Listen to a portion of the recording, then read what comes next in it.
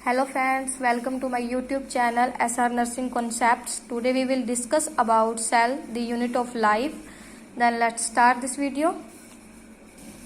Cell, जो सबसे पहले कोशिका शब्द का उपयोग है, सेल शब्द का यूज किया है, वो सबसे पहले साइंटिस्ट रॉबर्ट हुक ने किया था 1665 में। और introduction, cell is the smallest structural and functional unit of the human body. जो सेल है वो हमारे मानव शरीर की सबसे छोटी संरचनात्मक और क्रियात्मक इकाई है, यूनिट है। सेल को विदाउट माइक्रोस्कोप नहीं देखा जाता है। जो सेल इतनी ज़्यादा छोटी होती है जिसको बिना माइक्रोस्कोप की सहायता से नहीं देखा जा सकता है। और मानव शरीर का निर्माण एक सेल जिसे जायगोट, जो हमारी ह्यूमन बॉडी है, इसका निर्माण एक सेल के द्वारा होता है जिसे जायगोट कहते हैं, जायगोट द्वारा होता है। Term study of cell known as क्या बोलेंगे, साइटोलॉजी। यह है सेल की स्ट्रक्चर।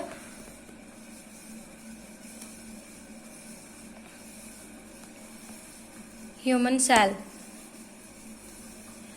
समान गुण, संरचना एवं कार्य करने वाली सेल्स मिलकर टिश्यू ऊतकों का निर्माण करती हैं।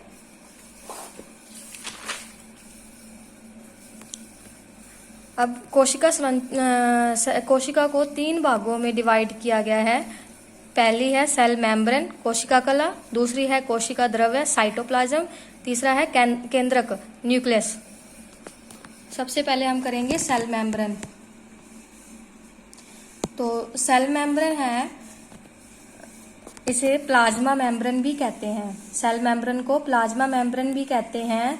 और ये सेल की आउटर प्रोटेक्टिव लेयर होती है और जिसकी मोटाई होती है 7.5 नैनोमीटर होती है, जिसकी लंबाई 7.5 नैनोमीटर होती है। सेल मेम्ब्रेन का निर्माण प्रोटीन, कार्बोहाइड्रेट व फास्फोलिपिड्स द्वारा होता है और इसकी शेप सैंडविच के आकार की होती है। और फिर करेंगे हम साइटोप्लाज्म। सेकंड है साइटोप्लाज्म। सेल के अंदर जो पाए जाने वाला फ्लूइड है या द्रव है उसको साइटोप्लाज्म कहते हैं। सेल के अंदर जो भी फ्लूइड, तरल, द्रव पाया जाता है उसको साइटोप्लाज्म कहते हैं। ये मैं बैक से दिखा देती हूँ साइटोप्लाज्म। ये देखिए, इसके अंदर जो ये फ्लूइड पाया जाता है इसको साइटोप्लाज्म कहेंगे। और यह द्रव न्यूक्लियस में अनुपस्थित होता है। जो न्यूक्लियस है, केंद्रक है, इसके अंदर ये द्रव नहीं होता है। स्ट्रक्चर फाउंड इन साइटोप्लाज्म, जो स्ट्रक्चर्स हैं साइटोप्लाज्म में उन्हें ऑर्गेनेल्स कहते हैं। कौन कौन सी स्ट्रक्चर्स पाई जाती हैं साइटोप्लाज्म में? Mitochondria, lysosome, ribosome, endoplasmic reticulum, ER, Golgi body या इसे गोल्जी अपैरेटस भी कहते हैं, और सेंट्रोसोम, और लास्ट है vacuoles. First function of cytoplasm की क्या क्या फंक्शंस है?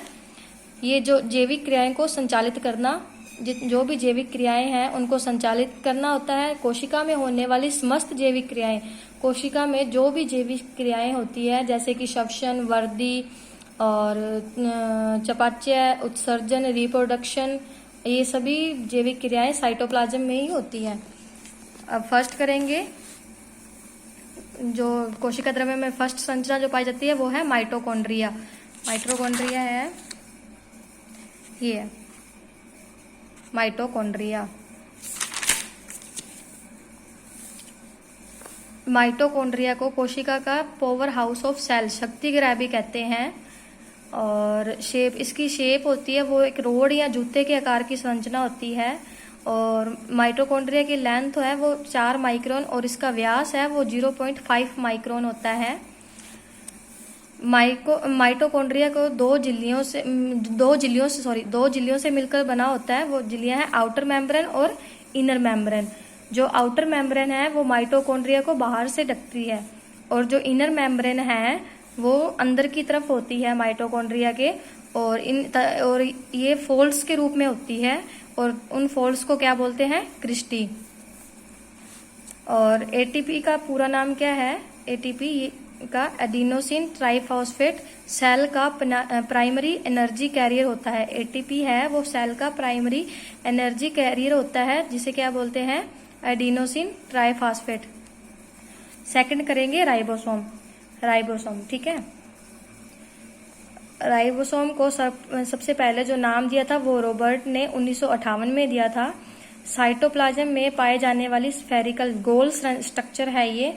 2 टाइप्स ऑफ राइबोसोम के 2 टाइप के होते हैं, एक तो फ्री और एक जुड़े हुए, ठीक है। Ribosome RNA ribo nucleic acid के बने होते हैं। जो राइबोसोम है वो आरएनए के बने होते हैं, जिसे क्या बोलते हैं, राइबो न्यूक्लिक एसिड। और राइबोसोम को प्रोटीन फैक्ट्री भी कहा जाता है, क्योंकि इसका मेन कार्य है वो प्रोटीन का सिंथेसिस करना है, संश्लेषण करना है, इसलिए इसे प्रोटीन फैक्ट्री भी कहा जाता है। और राइबोसोम में जो मेम्ब्रेन है वो अनुपस्थित रहती है, तथा ये एंडोप्लाज्मिक रेटिकुलम के बाहरी जो सतह है उस पर स्थित होती है, ठीक है। और अब आते हैं गोल्जी बॉडी या गोल्जी अपरटस। नेटवर्क ऑफ थ्रेड के समान दिखाई देता है। ये जो गोल्जी काय को गोल्जी अपरटस या गोल्जी उपकरण भी कहते हैं, और ये एक धागे के जाल के समान, जैसे नेटवर्क ऑफ थ्रेड के समान दिखाई देता है। और ये लिपोप्रोटीन के बने होते हैं। किसके बने होते हैं, लिपोप्रोटीन के। और सेल में अधिक पाए जाते हैं तथा पदार्थों का स्त्रावन और उत्पादन होता है। ये उन कोशिकाओं सेल्स में पाए जाते हैं जहाँ पे पदार्थों का स्त्रावन एवं सिक्रेशन होता है, मतलब उत्पादन होता है। और कोशिका, और ये कहाँ पाई जाती है, कोशिका जो द्रव्य है साइटोप्लाज्म में केंद्र के पास ही पाई जाती है, गोल्जी बॉडी। और इसका मेन कार्य है लाइसोसोम का निर्माण करना। और गोल्जी बॉडी शर्करा प्रोटीन का निर्माण करते हैं और एंडोक्राइन ग्लैंड्स द्वारा हार्मोन का सिक्रेशन करते हैं। नेक्स्ट पढ़ते हैं लाइसोसोम इसकी शेप होती है गोल या अंडाकार शेप का होता है, और इसे सुसाइडल बैग भी कहते हैं, क्योंकि इसके अंदर जो जल अपघटनी एंजाइम है, हाइड्रोलाइटिक एंजाइम, वो पाए जाते हैं जो भक्षण का कार्य करते हैं, फैगोसाइटोसिस का भी कार्य करते हैं। और इसका कार्य है, एक तो लाइसोसोम व्यर्थ पदार्थों, जो भी मतलब कि व्यर्थ पदार्थ हैं, बाहरी तत्व, फॉरेन बॉडी है आदि को बाहर निकालने का काम करते हैं। ये फैगोसाइटोसिस का भी काम करते हैं। और लाइसोसोम द्वारा अंतर्गृहित पदार्थों का पाचन होता है, और इसे क्या बोलते हैं, इंट्रासेल्यूलर डाइजेशन, जिसे बोलते हैं इंट्रासेल्यूलर डाइजेशन। नेक्स्ट आते हैं एंडोप्लाज्मिक रेटिक्यूलम। एंडोप्लाज्मिक रेटिक्यूलम, इसका पोर्टर नामक वैज्ञानिक ने इसकी खोज की थी। और ये जाल के समान दिखाई देने वाली संरचना है। ये नलिकाएं आपस में एक दूसरे से जुड़ी होती हैं, और ये नलिकाएं आपस में एक दूसरे से जुड़ी होती हैं। ये जाल के समान दिखाई देने वाली संरचना है, और ये 2 टाइप्स की होती है, एक तो स्मूथ एंडोप्लाज्मिक रेटिक्यूलम और एक होता है रफ एंडोप्लाज्मिक रेटिक्यूलम। अब आते हैं स्मूथ एंडोप्लाज्मिक रेटिक्यूलम। इसमें जो कोशिक सेल में प्रचुर मात्रा में पाई जाती है, ये स्मूथ एंडोप्लाज्मिक रेटिक्यूलम है, वो सेल में प्रचुर मात्रा में पाई जाती है। और इसकी जो सरफेस एरिया है उसके ऊपर ये राइबोसोम है वो नहीं पाए जाते हैं, और यह प्रोटीन का निर्माण भी नहीं करती हैं, और ये लिपिड्स एवं स्टेरॉइड हार्मोन का संश्लेषण करते हैं। अब इसका कार्य क्या है, यह लिपिड और ग्लाइकोज का निर्माण करते हैं स्मूथ एंडोप्लाज्मिक रेटिक्यूलम, और कोलेस्ट्रॉल और स्टेरॉइड का भी संश्लेषण करती हैं। अब आते हैं रफ एंडोप्लाज्मिक रेटिक्यूलम, और इसकी बाहरी सतह पर राइबोसोम पाए जाते हैं, और ये प्रोटीन का भी संश्लेषण करती हैं और फोस्फोलिपिड का भी निर्माण करती हैं। नेक्स्ट चलते हैं सेंट्रोसोम। सेंट्रोसोम केंद्रक के पास स्थित स्ट्रक्चर है। इसकी जो शेप है वो षड़ के आकार की होती है, और यह एक प्रकार की संरचना है जिसे सेंट्रियोल्स कहते हैं, उसके निर्मित होती है, उससे निर्मित होती है ये, ठीक है। अब आते हैं इसका कार्य कोशिका विभाजन में इसकी महत्वपूर्ण भूमिका रहती है इसकी, और सेंट्रोसोम तर्कु तंतु द्वारा निर्माण करता है। वैक्यूल्स। वैक्यूल्स हैं जो उस कोशिका द्रव्य में छोटे छोटे जो रिक्त स्थान पाए जाते हैं ना, जिन्हें वैक्यूल्स कहते हैं, इनमें संकुचनशील होने का गुण होता है और इसका जो मेन कार्य है वो जीव द्रव्य में जल की मात्रा का संतुलित गुण होता है, संतुलित करना है। अब करेंगे न्यूक्लियस। न्यूक्लियस की खोज जो जिस वैज्ञानिक ने की थी वो उसका नाम है रॉबर्ट ब्राउन। रॉबर्ट ब्राउन द्वारा ही न्यूक्लियस की खोज की गई थी। और केंद्रक कोशिका में जो पाए जाने वाली सबसे बड़ी और मेन संरचना है, केंद्रक आकार में गोल और अंडाकार होता है, ठीक है। और केंद्रक जो केंद्रक है वो सेल का हार्ट होता है, क्योंकि केंद्रक के बिना कोशिका जीवित नहीं रह सकती। शरीर की सभी सेल्स में केंद्रक पाया जाता है। हमारे जो बॉडी है उसमें उसकी सभी सेल्स में केंद्रक पाया जाता है, न्यूक्लियस होता है। लेकिन एक अपवाद स्वरूप जो आरबीसी है, रेड ब्लड सेल्स, उसमें नहीं पाया जाता है, उसमें केंद्रक नहीं पाया जाता है। और इसे हेडक्वार्टर भी कहते हैं सेल का। और केंद्रक में निम्नलिखित संरचनाएं पाई जाती है। वैसे एक तो न्यूक्लियर मेम्ब्रेन और न्यूक्लियोप्लाज्म, क्रोमोसोम्स और न्यूक्लियोसिस। अब जो केंद्रक के चारों ओर जो पतली लेयर पाई जाती है, झिल्ली मेम्ब्रेन पाई जाती है, उसे बोलते हैं न्यूक्लियर मेम्ब्रेन, ठीक है। केंद्रक कला की रचना कोशिका कला से मिलती जुलती है। जो केंद्रक कला है, न्यूक्लियर मेम्ब्रेन है, उसकी सेल मेम्ब्रेन से मिलती जुलती ही रचना होती है।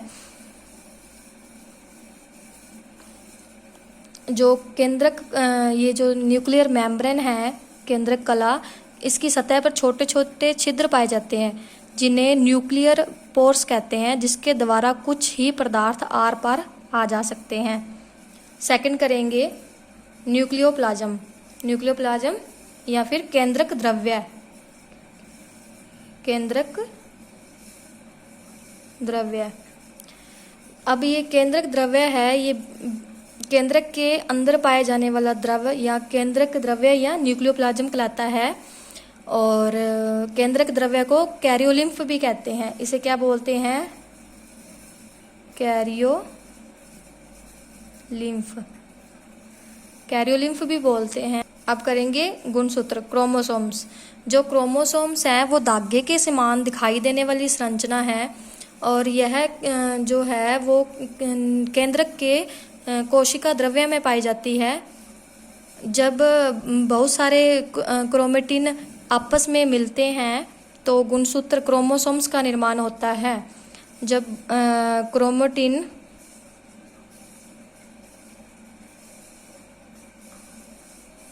ये जो क्रोमेटिन है, ये जब आपस में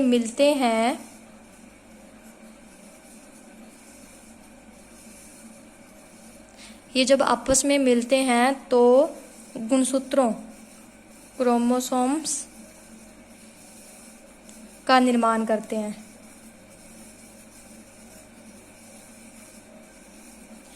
ठीक है। और गुणसूत्रों पर जीन पाए जाते हैं। क्रोमोसोम्स के ऊपर जीन पाए जाते हैं और जीन की सहायता से ही एक पीढ़ी से दूसरी पीढ़ी में आनुवंशिक जो गुण हैं वो पहुंचते हैं। उसके बाद हम करेंगे न्यूक्लियोसिस, उपकेंद्रक। ये जो है केंद्रक के भीतर पाई जाने वाली स्ट्रक्चर होती है।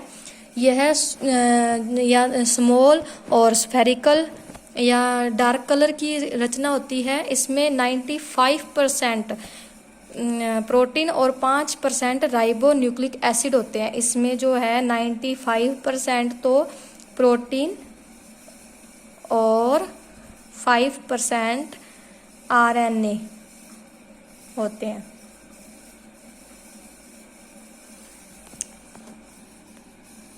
If you understand this video, please like, subscribe and share my channel. Thank you for watching.